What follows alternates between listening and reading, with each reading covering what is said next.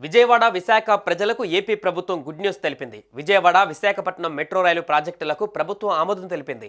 వైజాగ్లో 3 కారిడార్లుగా 46.23 కిలోమీటర్లుగా మెట్రో రైలు నిర్మించేందుకు తొలి దశ డిపిఆర్లకు గ్రీన్ సిగ్నల్ ఇచ్చింది. విశాఖలో స్టీల్ ప్లాంట్ నుంచి కొమ్మాది వరకు 34.4 కిలోమీటర్ల మేర 1వ కారిడార్, గురుద్వార నుంచి పాత పోస్టాఫీస్ వరకు 5.08 కిలోమీటర్ల మేర 2వ కారిడార్, తాటిచెట్లపాలెం నుంచి చిన్నవాల్తేరు వరకు 6.75 కిలోమీటర్ల మేర 3వ కారిడార్ నిర్మించనున్నారు.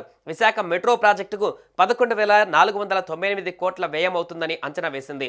ఈ ప్రాజెక్టు అనంతరం కొమ్మాది నుంచి భోగాపురం ఎయిర్పోర్ట్ వరకు నిర్మించే ప్లాన్లో ఉంది. ఇక విజయవాడలో 2 కారిడార్లుగా 38.67 కిలోమీటర్ల మేర మొదటి కారిడార్ను గన్నవరం నుంచి పండిట్ నెహ్రూ బస్టాండ్ వరకు, పండిట్ నెహ్రూ బస్టాండ్ నుంచి పెనమలూరు వరకు 2వ కారిడార్ను నిర్మించనున్నారు. ఇక మరో కారిడార్ పండిట్ నెహ్రూ బస్టాండ్ నుంచి అమరావతి వరకు నిర్మించనున్నారు. విజయవాడ మెట్రో ప్రాజెక్టుకు 11,009 కోట్ల వ్యయం అవుతుందని ఏపీ ప్రభుత్వం అంచనా వేసింది.